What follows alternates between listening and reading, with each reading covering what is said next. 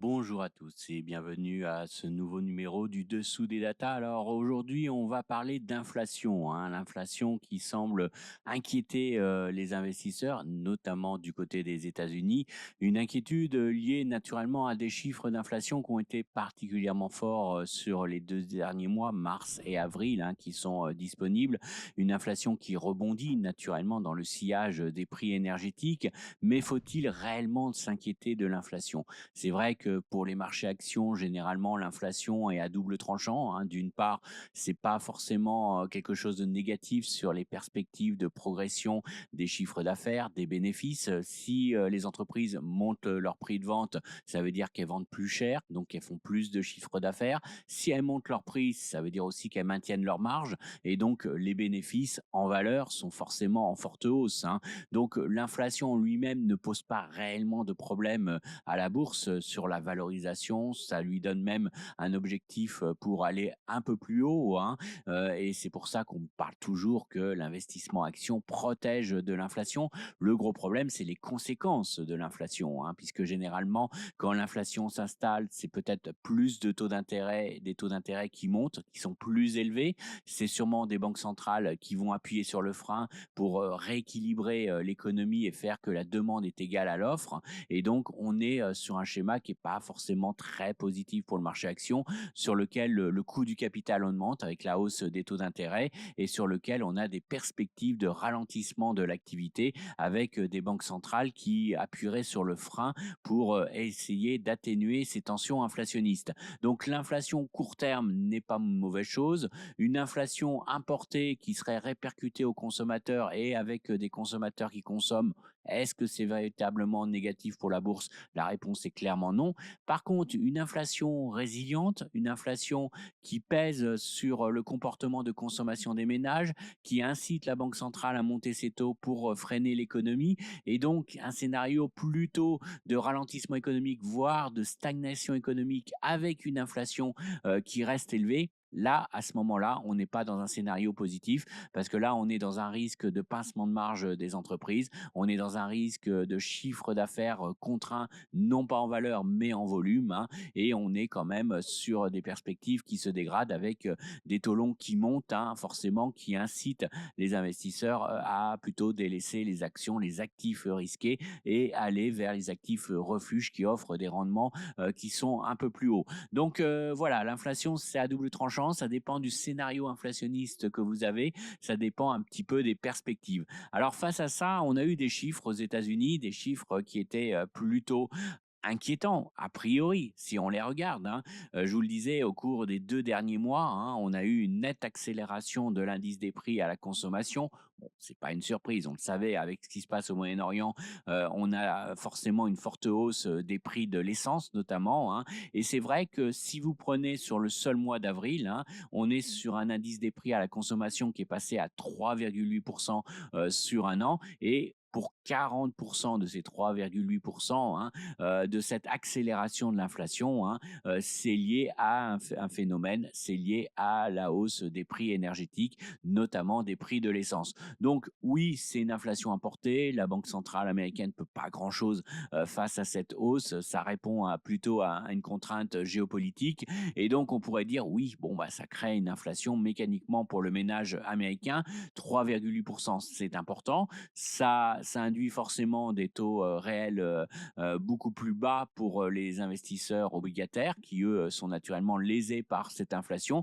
Mais naturellement, sur la partie longue de la courbe des taux, si vous prêtez à 10 ans sur les États-Unis, vous pouvez vous dire que ce 3,8 ne va pas être l'inflation moyenne sur les 10 prochaines années. Et donc, vous pouvez accepter ponctuellement que l'inflation soit un peu plus élevée sans forcément avoir une réaction violente des taux longs.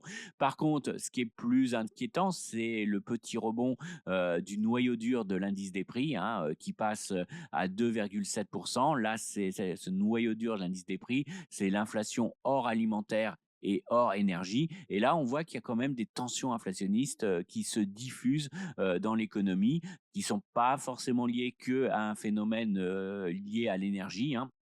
En partie, hein, parce que naturellement, qui dit hausse de l'énergie dit hausse des coûts de transport. Ces hausses de coûts de transport jouent forcément sur les prix les coûts de revient des entreprises, hein. Alors, on peut y voir un effet indirect pour les ménages via les billets d'avion, donc ça sera le service de transport qui sera forcément affecté, mais ça peut augmenter aussi les coûts de stockage, les coûts d'approvisionnement de pas mal d'entreprises et ça peut être répercuté aux consommateurs. Donc le noyau dur n'a pas vocation à être complètement déconnecté d'un choc énergétique et on a toujours une transmission de ce choc énergétique sur pas mal d'autres prix. Mais c'est vrai que c'est un élément qui peut inquiéter. Alors oui, il inquiète parce que regardez aux États-Unis, hein, si on regarde les prix des biens, hein, on voit que les prix des biens se sont quand même accélérés sur les derniers mois. C'est un effet lié aux droits de douane, hein, naturellement, qu'a mis en place l'administration Trump. Ces droits de douane, alors ils n'ont pas eu l'effet qu'on pouvait escompter, hein. Ça n'a pas eu une flambée d'inflation immédiatement lorsqu'on a établi ces droits de douane, mais ils sont bien payés par les importateurs américains. Donc c'est bien une source d'inflation domestique, hein. Et puis derrière, bah, ils sont répercutés progressivement aux consommateurs au fur et à mesure que les industriels ont utilisé les stocks, les surstocks qu'ils avaient constitués avant la mise en place de ces droits de douane et qui renouvellent de ces stocks avec un coût beaucoup plus élevé, hein. Et on voit que peut-être certaines entreprises ont décalé dans le temps progressivement la hausse de ces droits de douane. Ce qui fait que sur les prix des biens, on voit que l'inflation a quand même accéléré au cours des derniers mois, mais on n'est pas dans une situation complètement déraisonnable, puisqu'on voit que les prix des biens hors énergie, hein, hors biens énergétiques naturellement, on est seulement en hausse de 1,1%. C'est pas non plus une flambée inflationniste qu'on pourrait avoir, mais c'est vrai que généralement, historiquement, hein, les prix des biens étaient plutôt un élément modérateur de l'inflation, puisqu'on sait que l'inflation est plutôt du côté des services. Et là, c'est plus le cas, hein. Là, il contribue positivement à l'inflation, même si, encore une fois, une hausse de 1,1% sur un an, c'est pas non plus une flambée des prix des biens. Et on est très, très, très loin de la situation qu'on avait pu observer entre 2020 et 2022, où là, c'était une inflation par les biens, mais qui était liée essentiellement aux tensions sur les chaînes d'approvisionnement. Alors pour l'avenir, c'est vrai qu'on a plutôt des retours, hein, d'entreprises qui notent des tensions sur les chaînes d'approvisionnement et que ça pourrait créer un peu plus d'inflation sur les prix des biens, mais on voit qu'on n'est quand même pas dans la situation de 2022. On est très très loin de la situation post-Covid et certes, il y a des problèmes au niveau du commerce mondial. Certes, il y a des difficultés d'approvisionnement liées à ce qui se passe au Moyen-Orient, mais on n'est pas sur le choc post-Covid. Donc, oui, les prix des biens sont un peu forts, mais c'est pas non plus l'inflation qui inquiète le plus. Par contre, ce qui va forcément inquiéter beaucoup plus les banquiers centraux, hein, c'est cette inflation dans les services hors énergie, hein, hors services énergétiques. Et là, on voit que dans les services, on est sur une inflation qui avait tendance à ralentir au cours des derniers mois et qui repart à la hausse. Alors, premier élément, petit bémol, sur les chiffres d'avril, il y a un petit élément un peu statistique, un peu ponctuel, c'est notamment l'accélération des prix du coût de l'habitat aux États-Unis qui est lié à un petit aléa statistique, hein. C'est vrai que le BLS fait des panels pour identifier les logements et évaluer les loyers, l'évolution des loyers. En octobre 2025, en plein shutdown, ils n'avaient pas évalué le panel de référence et ils tournent les panels tous les 6 mois. Et donc là, finalement, le panel d'avril, c'est celui d'octobre qui n'avait pas été évalué en octobre et donc qui avait été laissé inchangé. Du coup, sur avril, on n'a pas une hausse de 6 mois, mais on a une hausse de près d'un an qui est cumulée sur ce panel. Donc, juste pour retenir, hein, l'aspect évaluation des prix de l'immobilier sur le mois d'avril doit être mis très clairement avec interprété et être mis de côté et interprété avec beaucoup de prudence. Donc, si on retire services énergétiques, immobilier, il reste encore quelques prix quand même, hein. On voit que quand même on est sur une inflation qui est relativement résiliente dans les services aux États-Unis. Et cette inflation, elle est assez étonnante parce que dans le même temps, on a plutôt un ralentissement des salaires, ce qui indiquait, ce qui laissait espérer au niveau des banquiers centraux américains que cette inflation n'allait pas se poursuivre. Le ralentissement des salaires militait plutôt pour une faible progression des prix dans les services et donc c'était plutôt de bon augure sur les perspectives inflationnistes aux États-Unis. Pour autant, on s'aperçoit qu'il y a bien une certaine résilience des prix dans les services. Donc c'est vrai que si vous cumulez un effet droit de douane, même si ce dernier n'est pas appelé à perdurer éternellement et va sûrement s'atténuer dans le temps, hein, mais un effet qui se diffuse dans le temps. Au lieu d'avoir eu un choc immédiat, on est sur quelque chose qui se diffuse dans le temps, donc qui maintient l'inflation à un niveau élevé. Si vous rajoutez un effet peut-être immobilier, loyer, bon, même si ça pose un problème d'évaluation statistique, si vous rajoutez à cela un choc énergétique qui se diffuse sur une partie des prix des services, et puis enfin, un noyau dur des services, que ça soit les services financiers, que ça soit les services médicaux, que ça soit un ensemble de services récréatifs. On voit que tout ce qui est loisirs, on a encore des hausses de prix assez importantes. Alors, est-ce que ça persistera ou pas avec l'impact que peut avoir aujourd'hui la hausse des prix de l'énergie sur le pouvoir d'achat des ménages américains? Est-ce que les entreprises de ce secteur pourront encore relever leurs prix? C'est une question, hein, mais c'est vrai que, on a certains services de loisirs qui continuent, de progresser sur des rythmes assez importants. Ce qui fait dire à certains membres, de la Banque centrale américaine qu'on est sur une problématique beaucoup plus large qu'une simple hausse, de l'inflation, avec en toile de fond une question de base. C'est-à-dire que oui, OK, on part, d'un niveau d'inflation élevé, on a un choc énergétique plus ou moins ponctuel, qui se rajoute, mais est-ce que forcément, faut réagir face à ça? Bah, la réponse est clairement oui. Oui, si, dans certains prix comme dans les services, on voit que la demande est résiliente, que malgré les hausses de prix, on continue à consommer ces services, ça peut inciter les entreprises à poursuivre des hausses de prix. Ça peut inciter les entreprises à maximiser leurs marges et donc, dans ce cas-là, si le consommateur se montre très peu réactif, face à ces hausses de prix, ça peut entraîner une inflation, beaucoup plus élevée. Alors ça pose problème à la Banque centrale parce qu'aujourd'hui, que ça soit au niveau du noyau dur de l'indice des prix ou de l'indice d'ensemble, on est quand même assez éloigné de son objectif d'inflation qui, rappelons-le, est à 2%, hein, et ça pose un problème naturellement de crédibilité de la politique monétaire pour les prochains mois. En tout cas, les marchés ont quand même réagi à ces informations, ont perçu quand même qu'il y avait quand même un facteur de risque. Alors certes, hein, encore une fois, je vous dis pas que les ménages américains sont totalement insensibles à ce qui se passe, que la hausse des prix de l'essence ne pourrait freiner quand même la consommation dans les prochains mois, mais pour l'instant, on ne le voit pas trop parce qu'on a eu aussi les trop perçus, hein, des impôts, les baisses d'impôts qui se sont traduits par ce qu'on appelle les tax refunds, hein, qui ont soutenu la consommation des ménages. Donc pour l'instant, la consommation ne réagit pas encore très fortement à cette inflation et à cette accélération de l'inflation. Et donc, on est dans un schéma aux États-Unis d'une inflation qui était déjà forte avant ce choc inflationniste. On rajoute un choc inflationniste et derrière, on a une conjoncture qui se maintient et qui reste solide. Du coup, bah, vous voyez que sur les anticipations de taux d'intérêt qu'on pourrait avoir au niveau de la Banque centrale américaine, c'est en train de sensiblement évoluer, hein. On était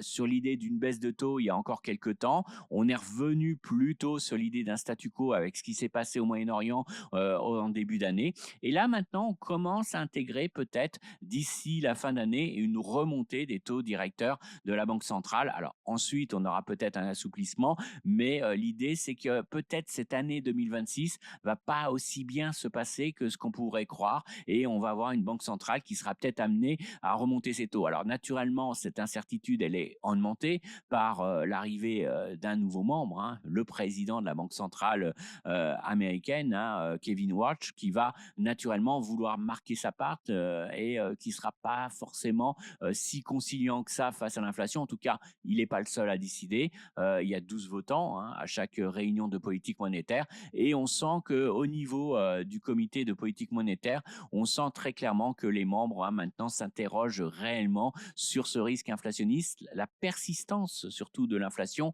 qui pourrait véritablement entraîner des anticipations d'inflation et agir. Du coup, on voit que du côté des marchés, des futurs sur FedFund, hein, on commence à intégrer la possibilité, un scénario que avant la fin de l'année, hein, on ait une banque centrale qui remonte ses taux. Actuellement, les taux directeurs américains sont plutôt attendus stables sur les prochaines échéances, mais d'ici la fin d'année, on a vu, hein, qu'on commence à intégrer peut-être une hausse des taux. Alors aujourd'hui, on est à 3,50, 3,75, hein, sur les taux directeurs, mais vous voyez que sur ce qui est traité sur le mois de décembre, on commence à intégrer une probabilité quand même qui commence à être importante, hein, de possibilité de hausse des taux d'ici la fin d'année. Donc ça change des choses, ça change le scénario de politique monétaire, ça inscrit un risque d'une inflation durable, une inflation durable avec ses conséquences si on a une réaction de la politique monétaire visant à encore plus freiner la croissance. Donc d'un côté, on est pris entre deux feux, d'un côté, on se félicite de la résilience de l'économie américaine, mais de l'autre, on se dit que finalement, la Banque centrale américaine pourrait être amenée à donner des perspectives peut-être sur 2027 qui sont pas forcément très enthousiasmantes, avec une volonté de freiner un peu plus. Et puis l'autre problème, eh ben, c'est la réaction de la partie longue de la courbe des taux. Ce qu'il faut bien comprendre, c'est que face au choc inflationniste, vous avez deux possibilités qui peuvent apparaître au niveau des courbes des taux. Vous savez, c'est d'une part ce qu'on appelle une pontification de la courbe des taux. L'idée étant la suivante, si vous êtes sur une inflation plus une économie réelle résiliente, donc ça veut dire que vous avez un choc inflationniste, mais que derrière la croissance reste solide, à ce moment-là, bah oui, et à ce moment-là, vous aurez une pontification de la courbe des taux. Pourquoi? Parce que la partie longue de la courbe des taux va intégrer un risque inflationniste beaucoup plus durable. Si je peux monter mes prix, si moi, entreprise, je peux monter mes prix de vente assez facilement, bah, à ce moment-là, naturellement, ça veut dire que l'inflation va persister. Ça veut dire que moi, détenteur obligataire, je vais exiger une prime de risque supplémentaire pour prêter à long terme, pour avoir un rendement réel à long terme beaucoup plus élevé, pour tenir compte du fait que l'inflation va rester beaucoup plus longtemps élevée. Donc là, on est quand même sur cette hypothèse, hein, et la Banque centrale est aussi un peu pris en otage par cette hypothèse. C'est-à-dire que si la Banque centrale ne réagit pas face à ça, elle perd en crédibilité de vouloir véritablement peser sur l'inflation, ralentir de l'inflation. Donc, elle est aussi obligée de maintenir quand même un discours relativement faucon. Donc, du côté des États-Unis, on peut avoir cette pontification parce qu'on a, pour l'instant, dans les statistiques que l'on a, une inflation très forte associée à une économie résiliente. Alors, c'est vrai que ça prend un peu à contre-pied la bourse, hein, parce que d'un côté, la bourse peut se réjouir de cette inflation qui va booster les progressions de chiffre d'affaires, qui va améliorer les bénéfices, parce que derrière, les entreprises, comme ils remontent les prix, ça veut dire qu'ils maintiennent leur marge. Mais de l'autre, on peut regarder sur l'avenir, on peut se dire que cette hausse des taux longs va être comme un frein sur la rentabilité des projets d'investissement, va être un frein sur la croissance économique, qu'on n'aura pas de l'argent pas cher à court terme, donc ça renchérit le coût de l'argent, hein. Et donc tout ça, c'est plutôt des éléments qui dégradent les perspectives. Donc l'inflation à court terme est plutôt positive, mais à moyen terme, et c'est plutôt des éléments qui assombrissent les perspectives de croissance des profits des entreprises. Et puis il y a le second scénario, hein, alors qu'on pourrait presque parler plutôt d'un scénario à l'européenne, dans lequel on aura une inflation qui serait beaucoup plus forte, choc inflationniste oblige, mais peut-être une économie qui ralentit sensiblement, qui montre des signes de faiblesse. Et là, à ce moment-là, hein, paradoxalement, on est peut-être sur quelque chose plutôt un statu quo de la Banque centrale, ou une Banque centrale qui réagit assez peu à cette inflation, parce que c'est une inflation importée, et cette inflation ne traduit pas un déséquilibre offre-demande, va sûrement peser sur les marges des entreprises, va limiter la capacité des entreprises à lever leurs prix, parce que derrière, la demande réagit, surréagit face à cette inflation en réduisant ses achats, et notamment les consommateurs réduisent leurs dépenses discrétionnaires, sont prudents dans leur consommation, et donc à ce moment-là, cette inflation est plutôt récessionniste sur l'économie, et donc c'est plutôt un élément négatif. Donc là, effectivement, on est dans un schéma où on a peut avoir plutôt un aplatissement de la courbe des taux,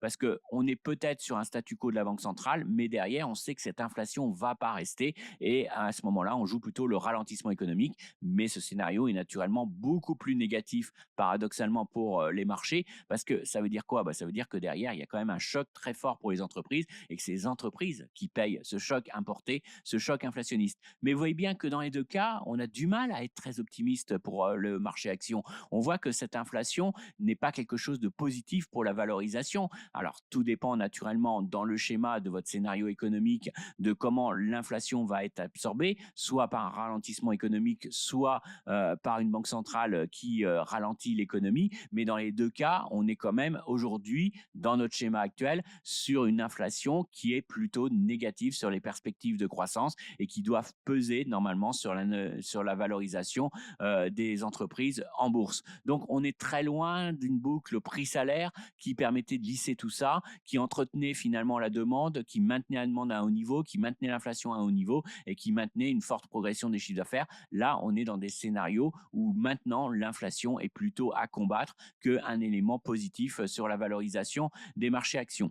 Donc, pour conclure sur cette inflation américaine, oui, c'est un vrai risque pour la Banque centrale américaine. On voit que la situation est très compliquée. On voit qu'on va passer véritablement dans une incertitude sur les prochains mois, sur comment absorber ce choc inflationniste. Naturellement, ça montre que la bourse ne peut pas être longtemps déconnectée de ce qui se passe au Moyen-Orient, même la bourse américaine, qui a vu dans l'investissement autour de l'intelligence artificielle une sorte de protection, hein, face à l'ensemble de ces risques. Et donc, c'est pas le cas, hein. Très clairement, on est rattrapé par ce qui se passe au Moyen-Orient indirectement par ces statistiques d'inflation. Et oui, oui, le marché obligataire siffle la fin du jeu, hein, sur le marché action en montrant que le marché action reste très dépendant de l'évolution des anticipations d'inflation et reste très fragilisé par ce qui se passe au Moyen-Orient.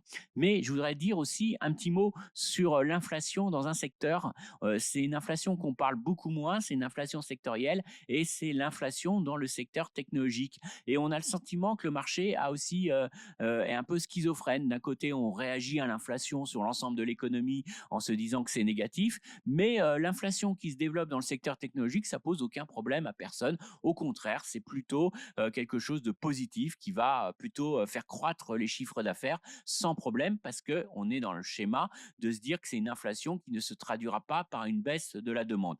Et là, j'ai quand même quelques doutes, quelques problèmes. Alors, premier élément, bah, cette inflation, elle joue clairement sur les capex des hyperscalers. Alors, côté positif, on va dire que lors de leur publication de résultats du premier trimestre, hein, les grandes sociétés américaines ont plutôt relevé à la hausse leurs intentions d'investissement pour cette année. Mais attention, une grande partie de cette révision à la hausse de l'investissement, que ça soit Meta, que ça soit Microsoft, que ça soit Amazon, ils l'avouent, c'est implicitement lié au dérapage du coût des investissements dans les data centers. Pour faire simple, l'inflation aujourd'hui des prix des mémoires, l'inflation du coût des ordinateurs, l'inflation de la fabrication des data centers, parce qu'aujourd'hui ça coûte de plus en plus cher de fabriquer, de créer un data center, et puis l'inflation énergétique, hein, puisqu'on est sur des hausses de prix de l'énergie. Tout ça se traduit que finalement, quand vous investissez X milliards dans un data center, ça ne se traduit pas par une hausse aussi importante que par le passé des capacités de calcul. Donc aujourd'hui, dans les montants annoncés d'investissement, attention, c'est pas une progression aussi rapide des capacités de calcul que ce aurait pu avoir il y a 1 an ou 2 ans face à l'envolée des prix.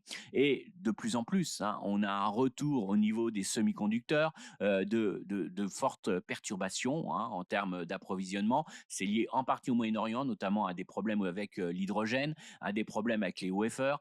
Donc, clairement, on a de plus en plus de retours, hein, de sociétés dans le secteur des semi-conducteurs qui nous disent qu'ils ne pourront pas augmenter en volume leur production cette année ou l'année prochaine et qu'au mieux, on aurait peut-être une amélioration en 2028-2030 sur l'augmentation significative des volumes de production. Ça veut dire quoi? Bah, ça veut dire que aujourd'hui, toute la croissance du chiffre d'affaires de Micron, de Nvidia, se fera essentiellement par un effet prix. Mais ça veut dire quoi? Bah, ça veut dire que derrière, vous avez des gens qui vont payer beaucoup plus cher les capacités de calcul. N'oubliez pas que l'intelligence artificielle, c'est de la transformation de l'électricité en intelligence, mais le prix de cette intelligence, elle va dépendre du coût de l'électricité, du coût du calcul, et donc entre autres, hein, on parle de token, hein, le coût du token, qui est un élément important.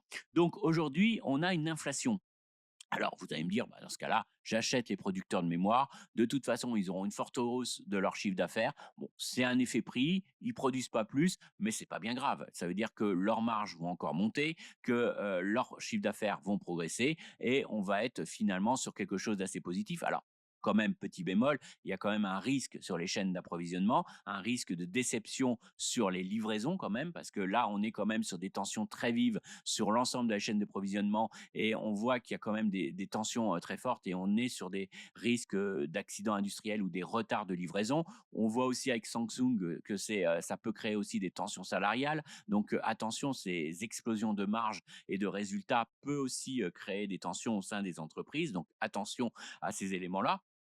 Mais plus globalement, ça pose un vrai problème. Pourquoi? Parce que pour l'instant, on a une hausse des capex. Alors en plus, les hyperscalers essayent un peu de cacher hein, cette hausse des capex parce qu'ils minimisent ce qu'ils nous annoncent. Parce que ce qu'on s'aperçoit aussi, c'est qu'ils ont des engagements hors bilan qui sont en train d'exploser actuellement parce qu'ils titrisent une partie de leur data center. Ce qu'ils font, c'est qu'ils vendent à des fonds immobiliers ces data centers et ils s'engagent à payer les loyers. Donc, on a des engagements de loyers qui sont là dans leur hors bilan hein, et donc c'est très très intéressant pour des fonds immobiliers hein, qui donnent finalement qui payent aujourd'hui les futurs data centers avec finalement un risque Microsoft un risque Meta sur un loyer à venir donc finalement c'est très intéressant ça permet de leur côté aux grands hyperscalers de minimiser l'ampleur des capex qu'ils sont en train de faire aujourd'hui, de minimiser aussi leur consommation de free cash flow aujourd'hui. Hein. Donc, ça permet d'afficher des résultats plutôt positifs, mais à l'avenir, ils s'engagent à verser des loyers. Donc, c'est une sorte d'endettement quand même hein, qu'il va falloir prendre en compte. Alors, comptablement, c'est totalement légal. Hein, ce qu'ils font, c'est du hors bilan. C'est pas encore dans les comptes d'aujourd'hui, mais ça sera dans les comptes futurs et ça pourrait largement peser sur les free cash flow. Mais surtout, ça veut dire quoi? Bah, c'est un point important. Ça veut dire que,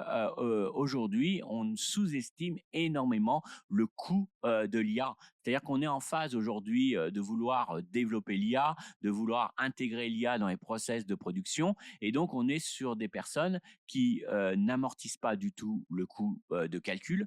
Donc, aujourd'hui, certes, quand vous faites tourner l'IA, vous payez peut-être une fraction de son coût, de fabrication, de son coût de calcul, une fraction du coût d'électricité consommée, mais vous n'avez pas du tout amorti la puce, la mémoire, le data center qui a été construit. Vous n'avez pas amorti la recherche et développement qui a servi à la création de ce modèle. Hein, et vous n'avez pas du tout amorti tous les autres frais, hein, les frais financiers, la rentabilité que devra vous générer l'IA, parce que ces acteurs-là, s'ils investissent sur l'IA, c'est pour avoir un retour sur investissement et derrière avoir une certaine profitabilité sur l'ensemble des capitaux qu'ils ont investis pour développer ces éléments de calcul. Ces éléments de calcul, ça sera compliqué d'avoir un rendement élevé si en plus le coût de calcul ne fait que progresser et on voit qu'on est sur des dépassements en termes de coûts de mise en place des data centers. Donc attention à tout ça, c'est des vrais éléments. Aujourd'hui, certes, on peut se féliciter, les entreprises achètent l'IA, achètent des tokens, réalisent des choses grâce à l'IA, mais attention, parce que c'est subventionné, c'est un prix très bas, mais attention au vrai coût de l'IA le jour où on intégrera l'ensemble des coûts de fabrication. Et là, aujourd'hui, on sous-estime clairement l'ensemble de ces coûts. Donc, à moyen terme, c'est un élément de risque, mais je dirais qu'à plus court terme aussi, bon, ça, on va dire, c'est des choses qu'il faudra voir pour voir l'équilibre financier de tout ça, mais à très court terme, ça vous montre que, un, l'IA, la thématique de l'IA n'est pas totalement insensible au coût de l'énergie et notamment l'énergie électrique. Ça, c'est quand même largement sous-estimé et minimisé par les investisseurs. Deux, on ne prend pas assez en compte l'inflation dans l'IA et notamment quand on annonce des milliards d'investissements, on ne prend pas en compte le fait que l'inflation est en train de renier les futures capacités de calcul que l'on aura. N'oubliez pas qu'on nous vend les agents IA. Un agent IA consomme 100 tokens de plus qu'une requête sur l'intelligence actuelle. Donc l'agent IA est très consommateur de tokens et donc ça veut dire que peut-être qu'on va s'apercevoir que mettre un agent IA dans les process, pour l'instant, ça coûte pas cher, mais que demain, ça sera hors de prix et on utilisera peut-être avec beaucoup plus de prudence ce type d'éléments. Ou alors, il faut vraiment que votre agent IA vous génère des gains de productivité énormes. Mais entre le coût de mise en place de l'IA, le coût de remise en en place de l'organisation de la société, de remise en place du travail, de la formation des salariés, et puis derrière, si vous avez un coût qui explose de votre token, bah, franchement, les entreprises vont y aller beaucoup plus lentement que ce qu'anticipent les hyperscalers qui vont se retrouver avec des loyers à payer très rapidement dans les prochaines années, avec finalement un emballement dans les investissements qui aura créé une inflation et qui aura finalement induit des coûts à amortir qui seront particulièrement élevés et qui consommeront du free cash flow. Donc attention à tout ça, mais moi ça veut dire quoi? Bah, ça veut dire que c'est quand même un investissement sensible au coût de l'énergie, un investissement sensible au taux d'intérêt.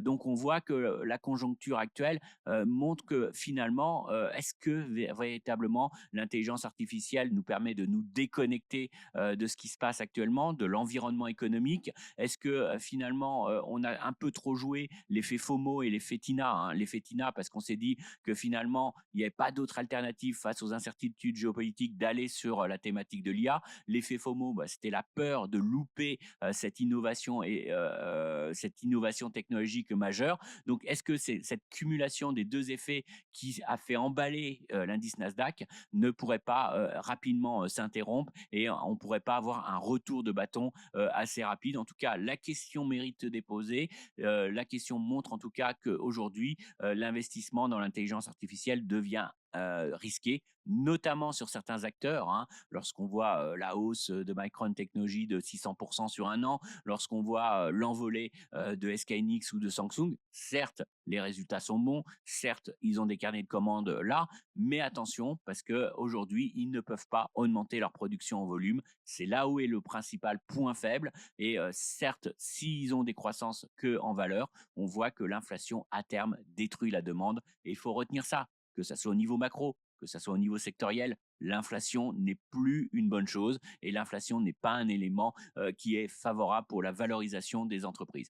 Voilà ce que je pouvais vous dire sur cette réflexion autour de cette inflation, cette thématique inflationniste, hein, qui affecte les marchés. On voit que c'est des éléments qui sont quand même à prendre en compte, qui sont pas négligeables, hein, sur la valorisation des marchés et qui sont peut-être un petit peu sous-estimés par les investisseurs actuellement. En tout cas, il va falloir vraiment intégrer ce risque inflationniste dans vos allocations d'actifs et dans vos perspectives d'investissement. Merci d'avoir suivi ce dessous des datas et rendez-vous au prochain numéro.